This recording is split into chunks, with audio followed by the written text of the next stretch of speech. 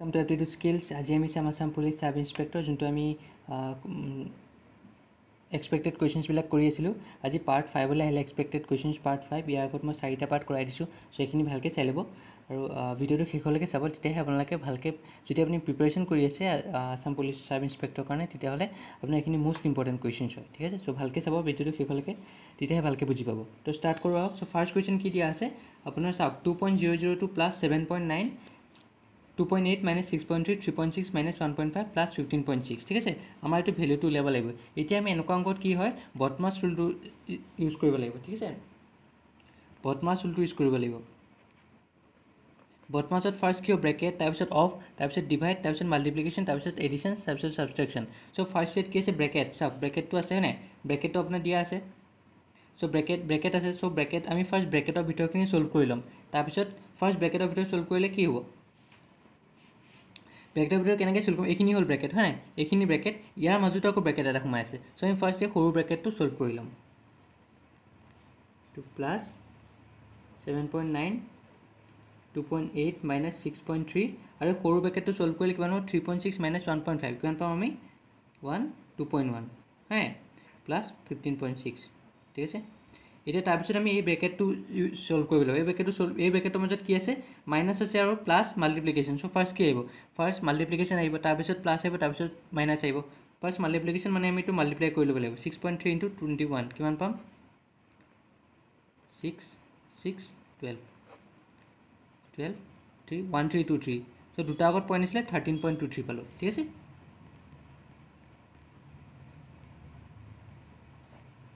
(2.8) minus কিমান পালোঁ 13.23 plus 15.6।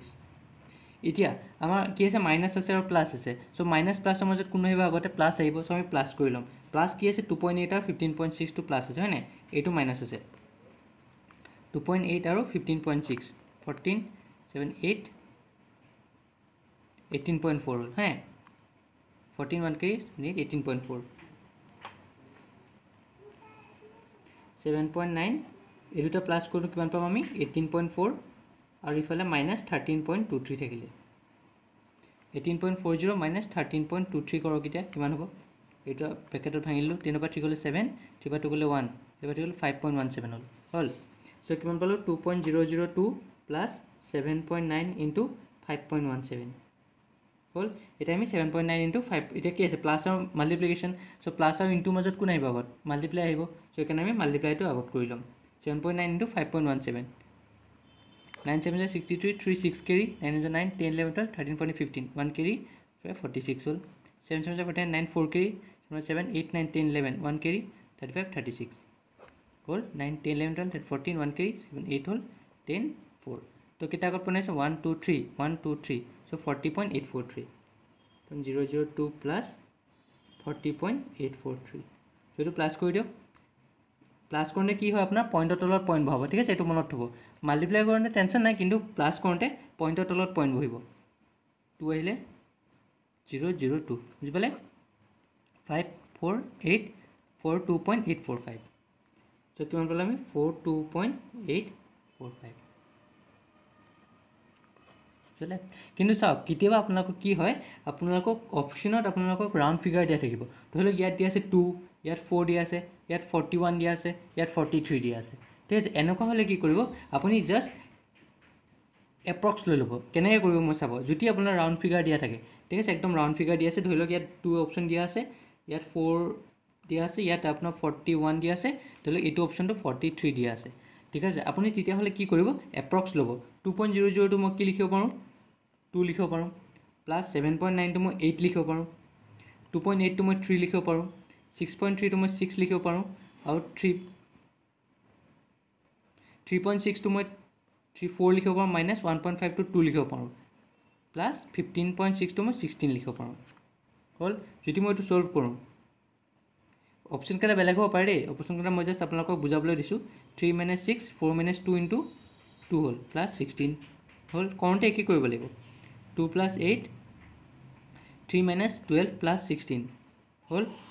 2 + 8 এতিয়া কিমান হ'ব 16 + 3 19 - 12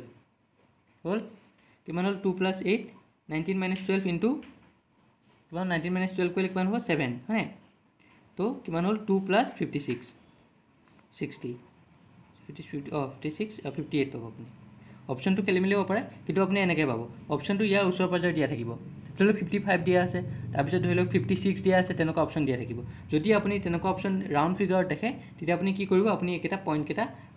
উল্টা পুল্টা কৰি ল'ব মানে মিলাই ল'ব যেনেকৈ 15.6 মই 16 ল'লোঁ 1.5 to 2 ল'লোঁ 3.6 to 4 ল'লোঁ 6.3 to 6 ল'লোঁ 2.8 to 3 ল'লোঁ 7.9 to 8 ল'লোঁ আৰু 2 to 2 ল'লোঁ বাকী কৰোঁতে আমাৰতো ঠিকে আছে ন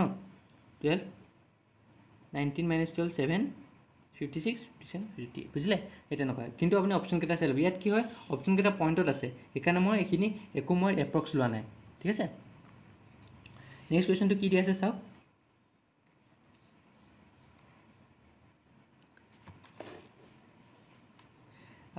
if 2 1/2 is added to a number and the sum multiplied by 4 1/2 and 3 is added to the product and then dividing the sum by 1 1/5 the quotient becomes 25 what is the number ঠিক আছে তো আমি নাম্বাৰটো লৈ লওঁ x হ'ল এইখিনিলৈকে বুজিলে এতিয়া কুৱেশ্যনটো মতে কি দিয়া আছে চাওক if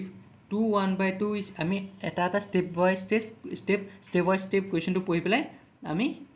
ইকুৱেশ্যনটো বনাব চেষ্টা কৰিম 2 1/2 is added to a number ঠিক আছে আমি এইখিনিলৈকে পঢ়িলোঁ এইটো মানে কি 2 1/2 ইজ এড কৰিছোঁ নাম্বাৰটোৰ লগত নাম্বাৰটো কি আছিলে x হ'ল 2 1/2 is added to a number and the sum এই চামটো কথা কৈছে and the sum multiplied by 4 1/2 মানে এই চামটো এই গোটেই চামটো মানে এই গোটেই প্লাছটো কি হ'ব মাল্টিপ্লাই কৰিছোঁ কাৰ লগত মাল্টিপ্লাই কৰিছোঁ 4 1/2 হ'ল ঠিক আছে এইখিনিলৈকে হ'ল and 3 is added to the product আৰু এই গোটেই প্ৰডাক্টটোৰ লগত এইটোৰ লগত এইটো প্ৰডাক্ট হৈ আছে হয় নাই মাল্টিপ্লাই হৈছে আমি কি কৰিলোঁ 3 ইজ এডেড +3 কৰিলোঁ বুজি পালে 3 is added to the product এইখিনিলৈকে হৈ গ'ল and then dividing the sum এই গোটেই চামটো এইটো প্লাছ এইটো এই গোটেই চামটো ডিভাইডিং দ্য চাম বাই আৰু ডিভাইড কৰিছোঁ কি দি ডিভাইড কৰিছোঁ 1 1/5 আৰু আমি কুৱেশ্যনটো কি পাইছোঁ 25 বুজি পালে আকৌ মই কৰিলোঁ if 2 1/2 is added to a number 2 1/2 plus added to a নাম্বাৰটো কি লৈছিলোঁ x 2 1/2 plus x হ'ল এণ্ড দ্য চাম এই চামটোৰ কথা কৈছে এই চামটো হয় এই চামটো ইজ মাল্টিপ্লাইড বাই 4 1/2 গোটেই চামটো মাল্টিপ্লাই হৈছে 4 1/2 দি তাৰপিছত কি কৈছে and 3 is added to the product এই গোটেই প্ৰডাক্টটোৰ লগত এইটো ইনটু এইটো এই গোটেই প্ৰডাক্টটোৰ লগত আমি 3 এটা প্লাছ কৰি দিছোঁ ঠিক আছে এণ্ড দেন ডিভাইডিং দ্য চাম আৰু এই গোটেই চামটো চাম হৈ আছে নে প্লাছ হৈ আছে এইটো প্লাছ এইটো এই গোটেই চামটো ডিভাইড কৰিছোঁ আমি 1 1/5 আৰু কুৱেশ্যনটো কি হয় আমি কিমান পাম ইকুৱেল টু 25 বুজিলে চ' এতিয়া আমাক সেই নাম্বাৰটো লাগে মানে এক্সটো উলিয়ালে হ'ল ইয়াৰ পৰা ঠিক আছে চ' ইয়াৰ পৰা যদি মই এইটো ছল্ভ কৰোঁ কিমান হ'ব 2 × 2 4 4 + 1 5/2 প্লাছ এক্স এইটো কিমান হ'ব 4 × 2 8 8 + 1 9/2 প্লাছ 3 ডিভাইডেড বাই 5 + 1 6/5 হ'ল 25 হ'ল ঠিক আছে তো মই এইখিনি ইয়াত ছল্ভ কৰি দিম কেনেকৈ ছল্ভ কৰিম এতিয়া মই ফাৰ্ষ্ট আমি কি কৰিলোঁ ফাৰ্ষ্ট আমি ওপৰৰ পাৰ্টটো ছল্ভ কৰিলোঁ ধৰি লওক এইটো মই ইফালে লৈ গ'লোঁ এইটো জাষ্ট ইফালে লৈ গ'লোঁ কি হ'ব 5/2 plus x 9/2 plus 3 equal to 25 × 6/5 হয় এইটো ডিভাইড হৈ আছে গোটেইটো ইফালে গ'লে মাল্টিপ্লাই হৈ যাব চ' 5 × 5 কেঞ্চেল হ'ল 20 চ' এইটো কিমান পালোঁ প্লাছ এক্স 9/2 হ'ল প্লাছ 3 ইকুৱেল টু 5 × 6 30 হ'ল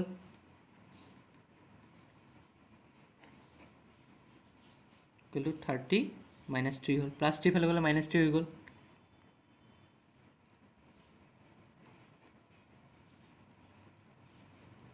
হ'ল এতিয়া চাব এতিয়া মই কি কৰিম এতিয়া চাব এই বস্তুটো ইনটু হৈ আছে হয় নাই এই 9/2 ইনটু হৈ আছে ইফালে গ'লে কি হ'ব ডিভাইড হৈ যাব তলত গুচি যাব হ'ল এই তলত যে গ'ল এইটো কেনেকৈ লিখিম এতিয়া ওপৰটো একেই থাকিব বাকী মাল্টিপ্লাই এটা আহিব তলতো উল্টা হৈ যাব 2/9 হৈ যাব 9 3 × 27 3 2 = 6 হ'ল এতিয়া আমি এক্সটো কেনেকৈ লিখিব পাৰোঁ 6 - 5/2 হ'ল 6 - 5/2 কৰি লিখিব এলচিয়াম 2 লৈ লওক 1 আছিলে 1 2 × 2 2 × 6 12 - 2 1 × 2 1 × 5 5 তো কিমান হ'ল 7/2 ঠিক আছে 7/2 চ' 7ক যদি মই 2 দি ডিভাইড কৰোঁ কিমান পাম 2 3 × 6 1 হ'ল চ' এতিয়া কি হ'ব 3 1/2 3 to 6 6 plus 1 7/2 বুজি পালে আমাৰ এনসাৰটো এটা কোড হ'ব 3 1/2 সিম্পল হ'ল খালি আপুনি এই ষ্টেটমেণ্টটো আপুনি ইকুৱেশ্যনলৈ বনাবলৈ চেষ্টা কৰিব লাগিব যদি এবাৰ ইকুৱেশ্যনত বনাব পাৰে তাৰপিছত আপোনাৰ এনসাৰটো ধুনীয়াকৈ ওলাই যাব ঠিক আছে চ' নেক্সটটো ট্ৰাই কৰা হওক কি দিয়া আছে at what profit percent must a article be sold so that by selling at half that price there may be a loss of 30% ঠিক আছে আমাক কোৱেশ্যনটোত কোৱা হৈছে যে কি প্ৰফিট পাৰ্চেণ্টেজ ওলাব লাগিব প্ৰফিট পাৰ্চেণ্টেজ ওলাব লাগিব মানে কিমান প্ৰফিট পাৰ্চেণ্টত যদি এটা আৰ্টিকেলটো সোল্ড কৰোঁ যাতে সেই আৰ্টিকেলটো যদি আমি হাফ দ্য প্ৰাইচত সোল্ড কৰোঁ আধা প্ৰাইচত তেতিয়া লছ হ'ব 30% ঠিক আছে তাৰ লছ হ'ব 30% তো এনেকুৱা অংকত কি হয় চেলিং প্ৰাইচটো আমি এক্স ধৰিব লাগিব চেলিং প্ৰাইচটো এক্স ধৰিম যাতে নতুন চেলিং প্ৰাইচটো কি হ'ব নিউ চেলিং প্ৰাইচটো কিমান পাম আমি হাফ দ্য প্ৰাইচ কৈছোঁ বাই চেল কৰিছে কিমানত হাফ দ্য প্ৰাইচ মানে x/2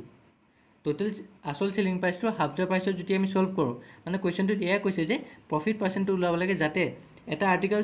চেল কৰি আছোঁ ইমান পইচাত চেল কৰি আছোঁ কিন্তু সেই আৰ্টিকেল যদি মই সেই পইচাটোৰ হাফ তাত ধৰি লওক মই আৰ্টিকেল এটা চেল কৰিছোঁ ঠিক আছে মই এটা ধৰি লওক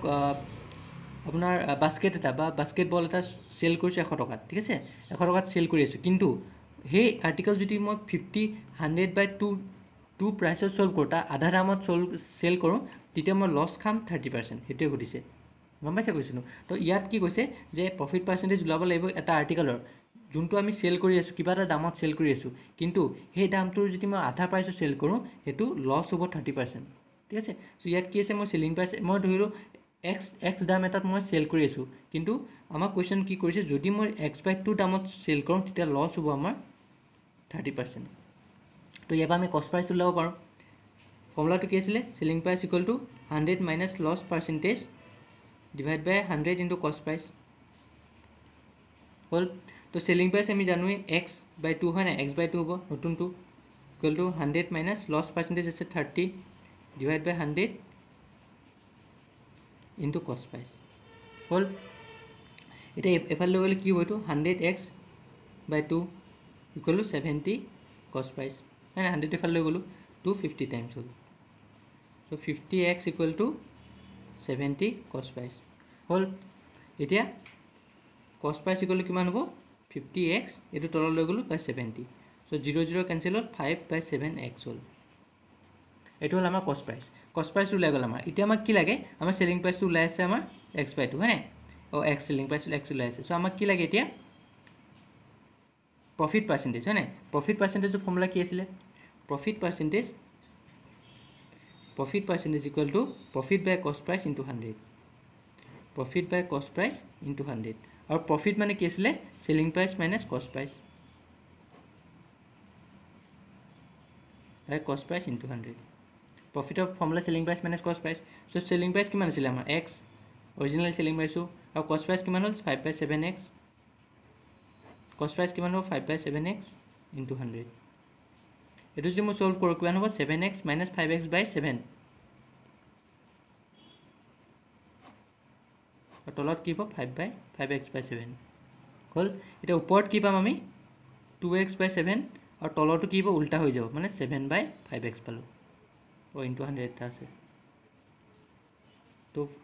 x কেঞ্চেল হ'ল 7 7 কেঞ্চেল হ'ল মানে 2/5 ইনটু 100 5টো যদি মই কেঞ্চেল কৰোঁ কিমান হ'ল 20 চ' কিমান পালে এনচাৰটো 2 ইনটু 20 40% চ' প্ৰফিট পাৰ্চেণ্টেজ কিমান হ'ব 40% বুজি পালে সেইটোৱে কুৱেশ্যনটো সেইটোৱে সুধিছে যে আমাক কিবা এটা দামত আমি চেল কৰি আছোঁ বস্তু এটা আৰু সেই দামটো যদি যোনটো পইচাত আমি চেল কৰিছোঁ যদি মই এইটো আধা কৰি দিওঁ তেতিয়া আমি লছ খাম 30% তো এতিয়া আমাক লাগে সেই প্ৰফিট পাৰ্চেণ্টেজটো কিমান হ'ব প্ৰফিট যদি হয় তাৰ পাৰ্চেণ্টেজটো কিমান হ'ব ঠিক আছে চ' নেক্সট কুৱেশ্যনটোলৈ আগবাঢ়োঁ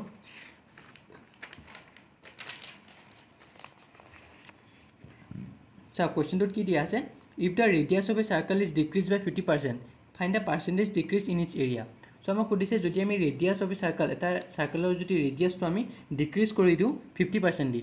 তেতিয়া আমাক percentage decrease in its area কিমান হ'ব অৰিজিনেল ৰেডিয়াছ যদি আমি ধৰোঁ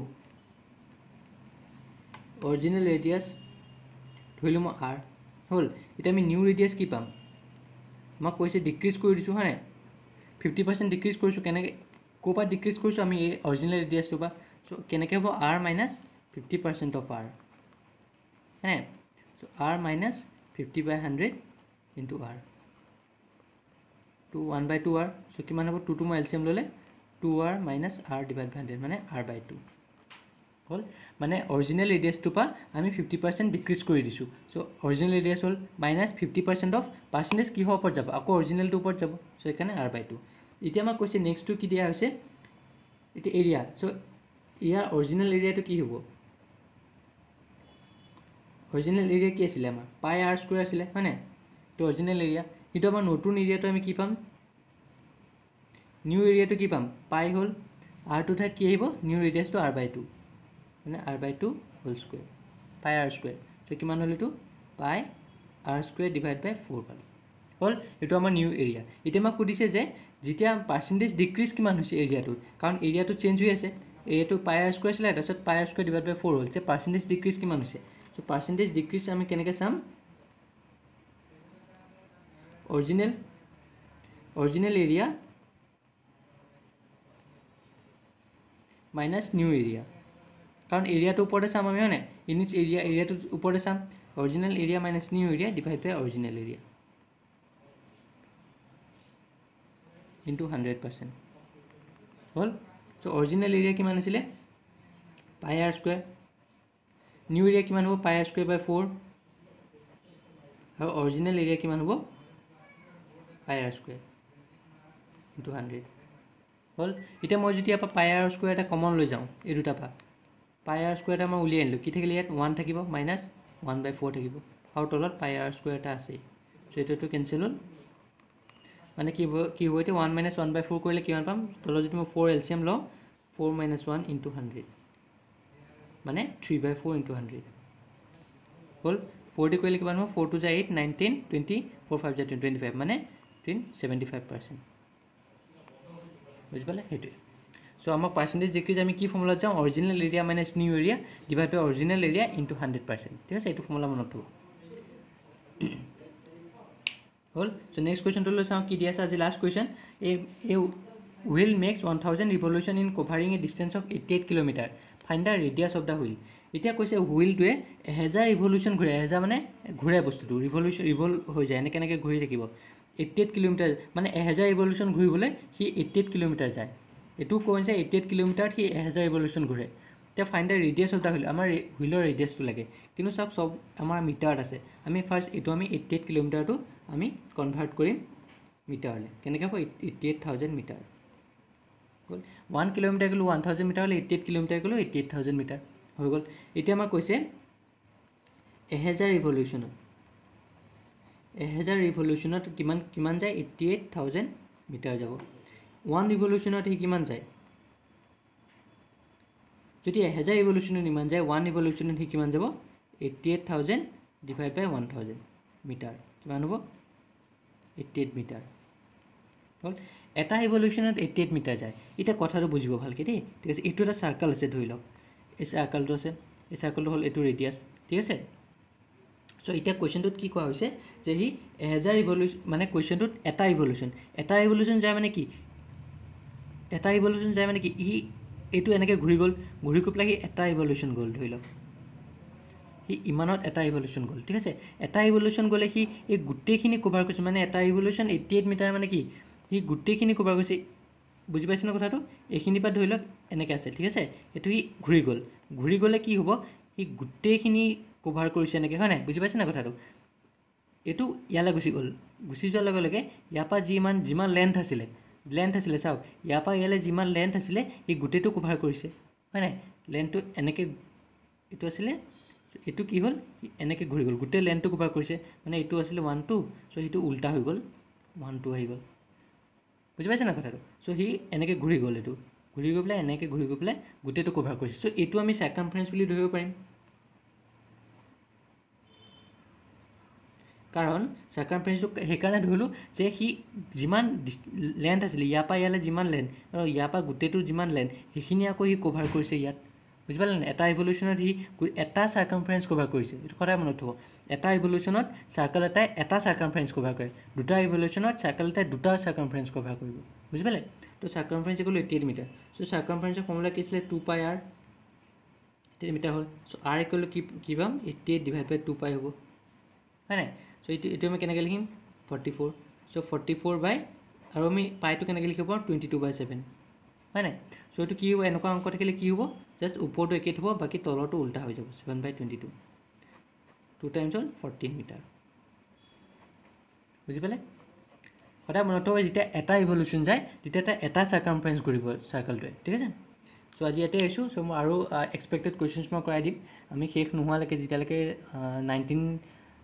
ছেপ্টেম্বৰলৈকে মই কৰাই থাকিম এক্সপেক্টেড কুৱেশ্যনছখিনি চ' ভালকৈ প্ৰেক্টিছ কৰি যাব আৰু যদি কিবা প্ৰব্লেম পায় তেতিয়া আপোনালোকে মোক কমেণ্ট ছেকশ্যনত জনাব পাৰে ঠিক আছে আৰু মোৰ চেনেলটো লাইক ছাবস্ক্ৰাইব আৰু শ্বেয়াৰ কৰিবলৈ নাপাহৰিব আৰু বেল আইকনটো ক্লিক কৰি থওক যাতে মই যেতিয়া নতুন ভিডিঅ' আপলোড দিওঁ আপোনালোকে ন'টিফিকেশ্যন পাই যায় চ' থেংকছ